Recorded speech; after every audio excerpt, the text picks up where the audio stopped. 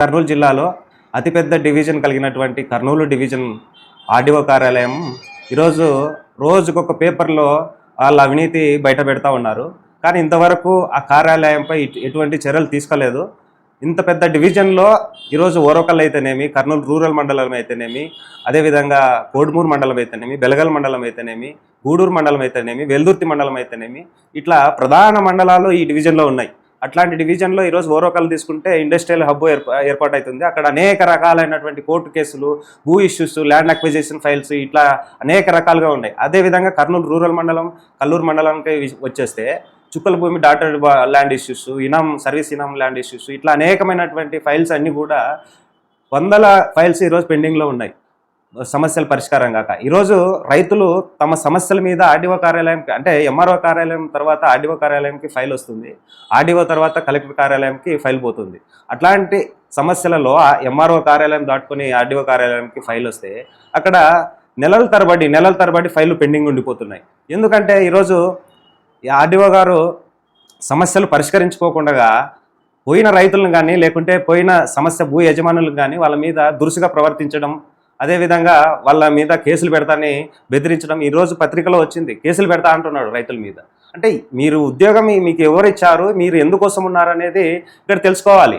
ఈరోజు ఆర్డీఓ కార్యాలయంలో ఒక ప్రైవేట్ వ్యక్తులు, ఇద్దరు వ్యక్తులు చాలామంది సాగిస్తూ ఉన్నారు. ఒకరు ల్యాండ్ అక్విజిషన్ ఫైల్స్లలో, అదేవిధంగా తర్వాత కోర్టు ఫైల్స్లలో వాళ్ళే కీలక పాత్ర పోషిస్తున్నారు. ఈరోజు ఇంతమంది గవర్నమెంట్ అధికారులు అక్కడే ఉన్నారు. డీటీలు కావచ్చు, జూనియర్ అసిస్టెంట్లు కావచ్చు, సీనియర్ అసిస్టెంట్లు కావచ్చు, క్లర్క్లు కావచ్చు, వాళ్ళందరూ ఆ ఫైల్స్ని కోర్టుకు తీసుకుపోవాలి. ఎందుకంటే వాళ్ళకి జవాబుదారీతనం ఉంటుంది. ఈ ప్రైవేట్ వ్యక్తులు రేపొద్దున కోర్టుకు తప్పుడు సమాచారం ఇచ్చి లేకపోతే వీళ్ళ కాడ విలువైన డేటాని వాళ్ళ చేతుల్లో పెడితే రేపొద్దున మిస్యూజ్ అయితే ఎవరు బాధ్యత అని చెప్పేసి ఈ సందర్భంగా మేము అడుగుతా ఉన్నాం. అక్కడ ఉన్నటువంటి కళాంధర్ అనే వ్యక్తి, అదేవిధంగా అంజీ అనే వ్యక్తి, వీళ్ళు ఆర్డీఓ కార్యాలయం శాసిస్తుంది వీళ్ళిద్దరు. అదేవిధంగా వీళ్ళకి సపోర్ట్గా మళ్ళీ ఆర్డీఓ గారు ఉన్నారో మళ్ళీ ఇంకొకరు ఉన్నారో ఏమో తెలియదు. ఎందుకంటే వీళ్ళ మీద అనేక ఇష్యూస్ వస్తున్నాయి, అయినా సరే ఆర్డీఓ గారు అట్లాగే వాళ్ళని కంటిన్యూ చేస్తున్నారంటే మళ్ళీ ఆర్డీఓ గారికి దీంట్లో వాళ్ళ వాటాలో ఏమైనా భాగస్వామ్యం ఉందా అని చెప్పేసి సందర్భంగా అడుగుతా ఉన్నా. ఎందుకంటే ల్యాండ్ అక్విజిషన్ ఫైల్స్ వీళ్ళు చూడడం, వీళ్ళు పర్సంటేజ్లు మాట్లాడుకోవడం, రైతులకు వాళ్ళకు డబ్బులు చెల్లించే క్రమంలో పర్సంటేజ్లు మాట్లాడుకోవడం, లేకపోతే కోర్టు కేసులకి వీళ్ళే వేపించడము. ఈ విధంగా పోతే నీకు డబ్బులు వచ్చే మార్గం మేము చూస్తాం, మాకు పర్సంటేజ్ ఇవ్వు. మళ్ళీ ఈ విధంగా కోట్లు వీళ్ళ చేతుల్లో ట్రాన్సాక్షన్స్ జరుగుతున్నాయి, ఇంత అవినీతి జరుగుతుంది. అదేవిధంగా ఆర్ఆర్ కేసులు ఆర్డీఓ గారు పెండింగ్ పెట్టుకొని నానుస్తా తిప్పుకొని విసిగిస్తున్నారు రైతులను. వాళ్ళ సహనాన్ని పరీక్షిస్తున్నారు. ఎందుకంటే ఇంత పెద్ద డివిజన్కి ఒక సీనియర్ అధికారినే వేయాలి ఇక్కడ. యాక్చువల్గా ఇతను కొత్తగా నియామకం జరిగినట్లుంది. ఇదినది ఇంత పెద్ద డివిజన్ని హ్యాండిల్ చేయలేకపోతున్నారని చెప్పేసి మేము ఈ సందర్భంగా తెలియజేస్తున్నాం. ఎందుకంటే ఈరోజు రైతుల సమస్యలు, భూ యజమానుల సమస్యలు పరిష్కరించాల్సినటువంటి అధికారి వాళ్ళ మీద దురుసుగా ప్రవర్తించడం, దౌర్జన్యం చేయడము, కేసులు పెడతానని బెదిరించడం అంటే ఆయనకు సహనం లేదని అర్థం చేసుకోవాలి. ఎందుకంటే మొన్న ఇప్పుడుగా 3 ఇన్సిడెంట్లు అయినాయి. మీడియా వాళ్ళ మీద దురుసుగా ప్రవర్తించినారు, అడ్వకేట్ల మీద దురుసుగా ప్రవర్తించినారు. గతంలో కమ్యూనిస్ట్ పార్టీకి సంబంధించినటువంటి కొందరు వ్యక్తుల మీద కూడా దురుసుగా ప్రవర్తించినాడు అనేది సమాచారం. అంటే ఈయన పబ్లిక్ సర్వెంటా, లేకపోతే ఈయన ఒక పదవి అంటే తన పదవి అంటే ఏదో నేను ఒక కిరీటంలాగా భావిస్తున్నారా అని చెప్పేసి సందర్భంగా నేను అడుగుతా ఉన్నా. ఎందుకంటే బాధ్యత, ఒక హోదా అంటే ఒక బాధ్యత ఉన్నప్పుడు ఎక్కువ రెస్పాన్సిబిలిటీ ఎక్కువ ఉంటుంది ఆయన మీద. అట్లాంటి బాధ్యత నిర్వర్తించాల్సినటువంటి అధికారి పెత్తనం చెలాయిస్తే ఏ విధంగా ఇంత పెద్ద డివిజన్లో సమస్యలు పరిష్కారం అవుతాయి? రైతులు ఈరోజు ఆర్ఆర్ కేసు, చిన్న ఎగ్జాంపుల్ చెప్తాను. మండల ఎంఆర్ఓ గారులు ఈ ఫైల్స్ ఇప్పుడు అన్నీ కూడా ఈ ఫైల్స్లో మన ఫైల్స్ పంపిస్తూ ఉంటారు. ఈ ఫైల్స్ పంపించిన తర్వాత దాని మీద ఎక్స్ప్లెనేషన్ కోసం రిజెక్ట్ కొట్టి ఎక్స్ప్లెనేషన్ అడుగుతారు. ఇది ఎట్లా అధికార దుర్వినియోగమో అర్థం కావడంలే. ఇప్పుడు సమస్యను తెలుసుకోవాలనుకుంటే దాంట్లో ఎక్స్ప్లెనేషన్ అడగాలంటే అతను పిలిపించుకొని మాట్లాడితే సరిపోతుంది కదా. రిజెక్ట్ కొట్టి ఎక్స్ప్లెనేషన్ అడగడం ఏంటి అనేది, అంటే ఈయన పనితీరు ఏ విధంగా ఉన్నదో తెలియజేయడానికి ఇట్లాంటి ఉదాహరణలు చాలా ఉన్నాయి.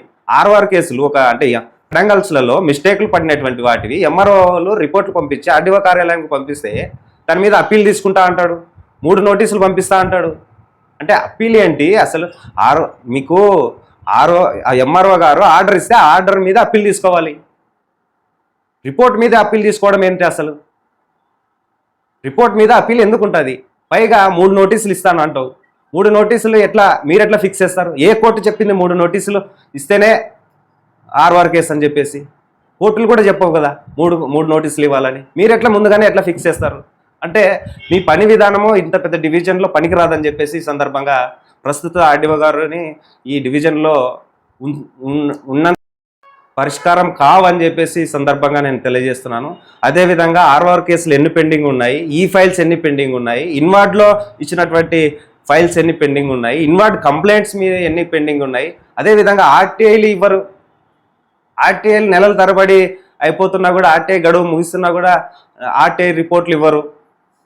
అంటే ఆర్టీఐ చట్టాన్ని కూడా నిర్వీర్యం చేస్తున్నారు. కాబట్టి ఇట్లాంటి కర్నూలు డివిజన్లో ఉన్నటువంటి ఆర్డీఓ కార్యాలయం చాలా అస్తవ్యస్తంగా తయారైంది.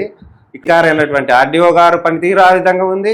కింద ఉన్నటువంటి వాళ్ళ చేతుల్లో విలువైన ఫైల్స్ ఉన్నాయి.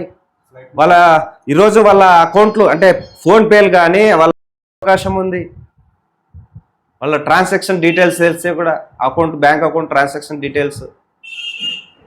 వాళ్ళకి మళ్ళీ ఇంకొక ఏజెంట్లు మధ్యలో బ్రోకర్లు డబ్బులు మాట్లాడేది కానీ లేకపోతే ఇంకోటి.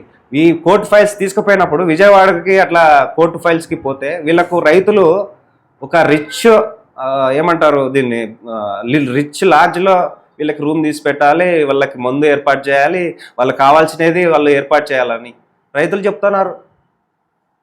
ఏదైనా అంటే వాళ్ళు బయటకు వచ్చి చెప్తే మీ ఫైల్స్ పెండింగ్ పెట్టేస్తాము, మీకు డబ్బులు రాకుండా చేస్తామని బెదిరింపులు చేస్తున్నారు. ఇంత అవినీతి ఈ ఆర్డీఓ కార్యాలయం. అంటే ఇక్కడ సమస్యలు పరిష్కరించరు. ఇక్కడ ల్యాండ్ అక్విజిషన్ ఫైల్స్లో విపరీతంగా ప్రైవేట్ వ్యక్తుల జోక్యం ఎక్కువ ఉంది.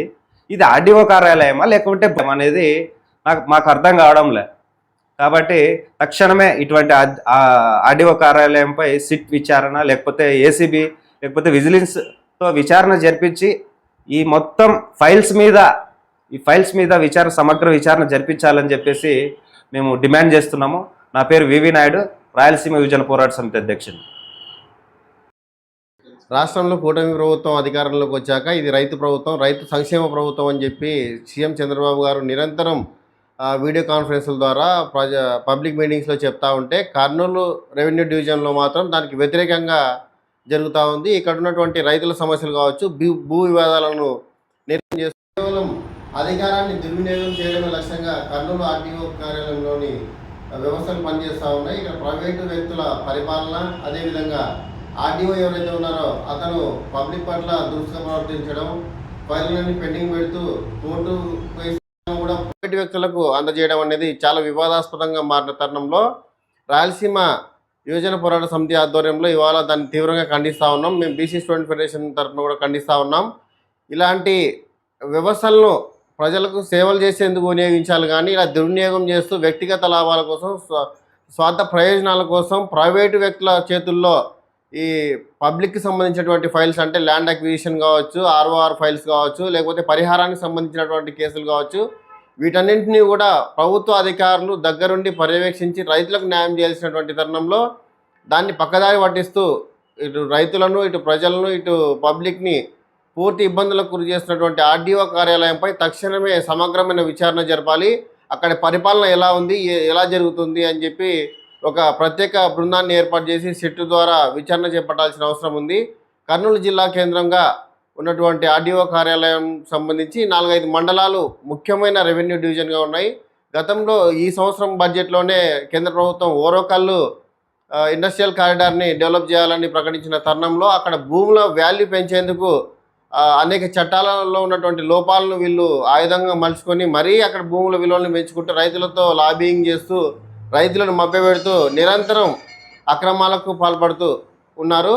అదేవిధంగా ఈ ఎయిర్పోర్ట్ కావచ్చు, తర్వాత ఇక్కడ ఫ్యాక్టరీలకు సంబంధించిన ల్యాండ్ అక్విజిషన్ విషయంలో కూడా ఆర్డీఓ కార్యాలయంలోని వ్యక్తులు అనేక అక్రమాలు చేశారని చెప్పి అనేక రకమైనటువంటి పేపర్లు, పత్రికలు ఇవన్నీ కూడా దుమ్మెత్తి పోస్తున్న తరుణంలో ఆర్డీఓ కార్యాలయంలోని ఆర్డీఓతో సహా కింద ఉన్నటువంటి క్లర్క్ స్థాయి వరకు వాళ్ళ యొక్క పని విధానాలపైన, వాళ్ళు చేస్తున్నటువంటి కార్యకలాపాలపైన సమగ్రమైన విచారణ జరపకపోతే ప్రజా ఉద్యమంగా దీన్ని ముందుకు తీసుకెళ్తామని, పబ్లిక్ని కూడగట్టుకొని ఉద్యమాన్ని బలోపేతం చేస్తామని, రైతులకు మద్దతుగా, పబ్లిక్కి మద్దతుగా, ఎవరైతే భూ సమస్యల బాధితులు ఉంటారో వాళ్ళందరికీ మద్దతుగా ఈ ఉద్యమాన్ని తీవ్రతరం చేస్తామని, దీన్ని రాష్ట్ర స్థాయిలో రెవెన్యూ మినిస్టర్ దగ్గర నుంచి సీఎం దాకా తీసుకెళ్లేందుకు వెనకాడబోమని ఈ సందర్భంగా తెలియజేస్తా ఉన్నాం.